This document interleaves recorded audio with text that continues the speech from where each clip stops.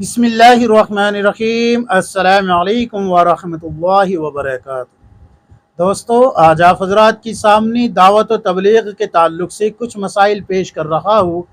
एक साहब ने सवाल किया है कि मुफ्ती साहब, तबलीगी जमात में जाना क्या हर मुसलमान पर फ़र्ज़ है या ये काम सुन्नत है?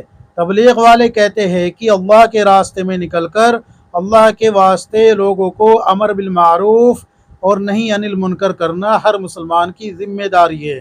लिहाजा हमें 40 दिन, 3 दिन, 4 माह के लिए तरतीब बनाकर वक्त निकाल कर जमात में जाना चाहिए। सवाल यह है कि मकाम पर रहते हुए क्या ये ज़िम्मेदारी पूरी नहीं की जा सकती? एक चीज़ ये कि कोई शख्स अपने वक्त को निकाल कर के हर माह 3 दिन और रोज़ाना 2.5 घंटे इस काम में लगाता है तो भी उसकी तालीम फ़ज़ाइल आमाल तक महदूद रहती है। तो क्या फ़ज़ाइल आमाल में तमाम अहादीसों का ख़ुलासा जमा कर दिया गया है? और क्या तमाम अक़ाइद और मसाइल फ़ज़ाइल आमाल में जमा कर दिए गए हैं? रहनुमाई फ़रमाए। तो देखिए, आपको ये तमाम बातें जो आपने की है, इनके जवाब आपको किताबुन नवाज़िल जिल्द नंबर 2 सफ़ा नंबर 374 375 खोल के देखे, आपको बिल्कुल यही सवाल मिल जाएगा और वही जवाब मिलेंगे जो मैं आपको देने जा रहा हूँ। सबसे पहले मैं अपनी तरफ से आपको कुछ बातें पेश करता हूँ। देखिए, अगर आप जो है दावत व तबलीग के साथ साथ किसी भी दीन के शोबे का, किसी भी दीन की बात का, शरीयत के किसी अहकाम का अगर दिफा नहीं कर सकते तो कम अज़ कम एतराज़ भी ना करें, एतराज़ भी ना करें। मैं तो आपको यही मशवरा दूँगा कि एतराज़ ना करें। एतराज़ करना बड़ा आसान है, एतराज़ करना कोई बड़ी बात नहीं है, बल्कि असल बात तो ये है, असल तो तब मज़ा आए कि आप जो है दिफा करें, दिफा करने वाले बने। एतराज़ करने वाले तो बातिल बहुत हैं। एतराज़ तो अल्लाह के रसूल सल्लल्लाहु अलैहि वसल्लम पे भी यहूदियों ने, ईसाइयों ने किया है, मुशरिकीन मक्का ने किया है और आज भी कुफ़ार कर रहे हैं। तो एतराज़ करना तो ये बड़ा आसान काम है, दिफा करने वाले बने तो कोई बात बने। ये है असल बात। तो अब मैं आपको बताता हूँ कि दावत व तबलीग में ये जो कहते हैं कि अमर बिल मारूफ़ और नहीं अनिल मुनकर करना क्या पूरी उम्मत की ज़िम्मेदारी है? तो फिर कुरान करीम उठाए आले इमरान और पढ़े, उसमें आपको आयत मिलेगी, कुंतुम खैरा उम्मतिन उखरिजत लिन्नास तअमरून बिल मारूफ़ व तनहौना अनिल मुनकर व तुमिनून बिल्लाह, कि तुम बेहतरीन उम्मत हो। देखो, ये नहीं कहा अल्लाह ने कि एक फ़र्द है, तुम बेहतरीन इंसान हो, तुम बेहतरीन फ़र्द हो, नहीं नहीं, बल्कि अल्लाह ने क्या फरमाया कि तुम बेहतरीन उम्मत हो, तुम लोगों को नफ़ा पहुँचाने के लिए निकाली गई हो। ये जो लफ्ज़ आया है ना, उखरिजा, उखरिजा यानी कि भेजे गए हो, आए नहीं, भेजे गए हो। किस काम के लिए? तअमरून बिल मारूफ़, नेकी का हुक्म करने के लिए, व तनहौना अनिल मुनकर, और बुराई से रोकने के लिए, व तुमिनूना बिल्लाह, और तुम एक अल्लाह पर ईमान रखते हो। यहाँ पर 3 हुक्म है। एक तो ये कि निकाले गए हो, बेहतरीन उम्मत का टाइटल उसको मिलेगा। हज़रत उमर रज़ी अल्लाह अन्हु फरमाते हैं कि यहाँ पर कुंतुम आया है, अंतुम नहीं आया। लफ्ज़ कुंतुम आया है, अगर अंतुम आता तो फिर एक मखसूस जमात होती, लेकिन यहाँ पर अल्लाह ने कुंतुम फरमाया है। तो कुंतुम आने की वजह से सारी उम्मत इसमें दाखिल हो जाएगी। वो सब के सब इसमें दाखिल हो जाएंगे जो अमर बिल मारूफ़ और नहीं अनिल मुनकर करने वाले होंगे।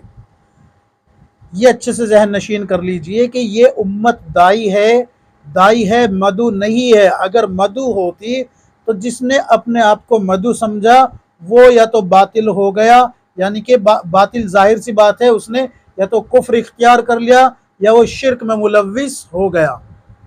जब तक ये उम्मत दाई रहेगी, लोगों को हक़ की दावत देती रहेगी, व तवासौ बिल हक़, हक़ की दावत देती रहेगी, तब तक ही ये कामयाब रहेगी। अल्लाह ने कसम उठाई है इस सूरत में भी। तो मैं आपको जो बता रहा हूँ, अगर आप जो है दावत व तबलीग का, दीन का, शरीयत का दिफा नहीं कर सकते तो कम अज़ कम एतराज़ भी ना करें। एतराज़ करके बातिल को क्यों बढ़ावा दे रहे हैं आप?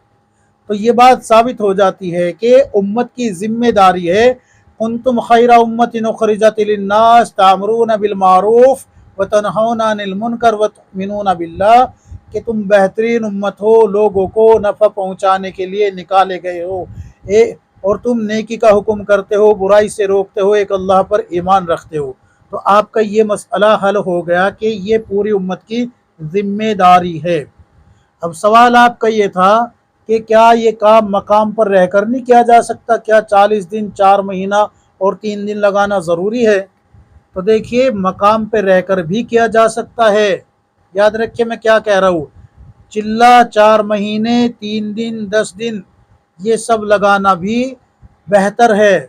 और अगर कोई कलम से दावत व तबलीग कर रहा है, यानी कि किताबें लिख रहा है, वो भी दावत व तबलीग कर रहा है, मदारिस में असातिज़ा पढ़ा रहे हैं, वो भी दावत व तबलीग कर रहे हैं, जो तलबा पढ़ रहे हैं, दीन सीख रहे हैं, वो इसलिए सीख रहे हैं कि इस दीन को आगे पहुँचाए, तो वो भी दावत व तबलीग करने वालों में शुमार है। यानी कि जो भी जिस तरीके से तामरून बिल मारूफ व तनहौना अनिल मुनकर करने में लगा हुआ है, वो दावत व तबलीग में लगा हुआ है। अब चिल्ला 4 महीने और 3 दिन और अशरा यानी कि 10 दिन की हकीकत क्या है? तो देखिए, मकाम पे रहकर भी काम किया जा सकता है, लेकिन मुशाहिदे में ये बात आई है कि जब तक इंसान अपने वक्त को किसी काम के लिए फारिग न कर ले, तब तक उस काम की न उसके दिल में अज़मत बैठती है, न उसके दिल में उसकी मोहब्बत आती है, और ना ही उसको उस काम को वो करना पसंद करता है। क्यों? इसलिए कि वो किसी दूसरे काम में उलझा हुआ होता है। तो लिहाजा ये जो चिल्ला 4 महीने 3 दिन 10 दिन है, इसके लिए वक्त फारिग करके निकल जाना ये जो है इस बात की अलामत है कि आपके अंदर दीन सीखने की, दीन की फ़िक्र पैदा हो गई। एक बात ये, और एक बात अपने जहन नशीन ये कर लीजिए कि ये जो चिल्ला 4 महीने लगा रहे हैं ना, ये दीन दूसरे को नहीं सिखा रहे, बल्कि ये खुद सीख रहे हैं। कितने ऐसे लोग हैं जो शराबी थे, दावत व तबलीग में आए और तौबा कर ली।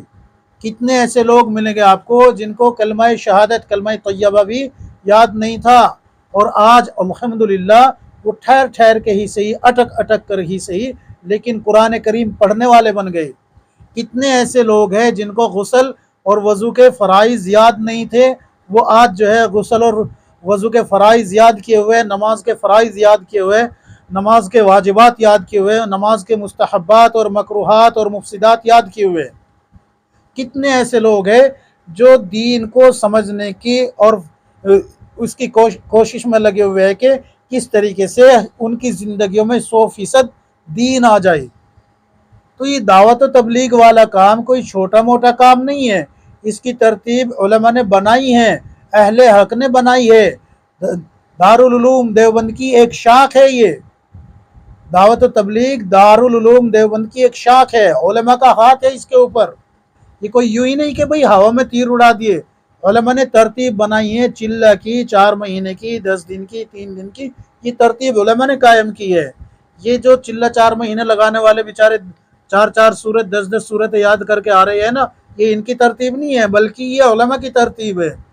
अगर आप उलमा पे एतराज़ कर रहे हैं, इस तरतीब पे एतराज़ कर रहे हैं, तो फिर पूरे काम पे एतराज़ हो रहा है।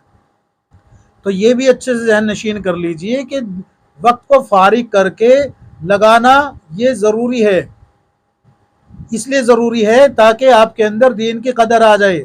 वाजिब नहीं है कि भाई चिल्ला 4 महीना और ये 3 दिन और 10 दिन लगाना वाजिब है, नहीं, बल्कि आपके अंदर दीन की अहमियत पैदा हो जाए कि दीन क्या है, इसलिए जो है आपको निकाला जाता है। अब जो ये तीसरा सवाल क्या है ना आपने कि फ़ज़ाइल आमाल में क्या तमाम अहादीसें जमा कर दी गई, तमाम अकायद और मसाइल जमा कर दिए गए? तो देखिए भाई, अहादीसें तो तमाम जमा नहीं हुई, लेकिन आपकी गलत फहमी दूर कर दूँ, फ़ज़ाइल आमाल ना ही तो अकायद की किताब है और ना ही मसाइल की किताब है। फ़ज़ाइल आमाल सिर्फ इस चीज़ की किताब है कि इसमें आप जो है नमाज पढ़ने के, अल्लाह के रास्ते में निकलने के, दरूद शरीफ पढ़ने के, रमज़ान के रोज़े रखने के, وغیرہ وغیرہ، یعنی کہ نیک اعمال پہ ابھارنے کی کتاب ہے یہ، کہ ان کو کرنے کے کتنے فوائد ہیں، نماز پڑھنے کے کتنے فوائد ہیں اور چھوڑنے کے کتنے نقصان ہیں، اللہ کے راستے میں چلنے کے کتنے فوائد ہیں اور نہ جانے کے کتنے نقصان ہیں، اللہ کے رسول صلی اللہ علیہ وسلم پہ درود شریف پڑھنے کے کتنے فضائل ہیں یہ بتایا گیا ہے، اور نہ پڑھنے پہ پھر جو ہے کتنے سارے گھاٹے اٹھانے آخرت میں پڑتے ہیں یہ بتایا گیا ہے۔ قرآن کریم کی فضیلت بتائی گئی ہے کہ قرآن کریم پڑھنا کتنا ضروری ہے۔ قرآن کریم پڑھنے والے کے بارے میں اللہ تبارک و تعالیٰ روز قیامت کیا فیصلے کرے گا یہ بتایا گیا ہے، قرآن کریم نہ پڑھنے والے کے بارے میں اللہ تبارک و تعالیٰ کیا فیصلے کرے گا یہ بتایا گیا ہے۔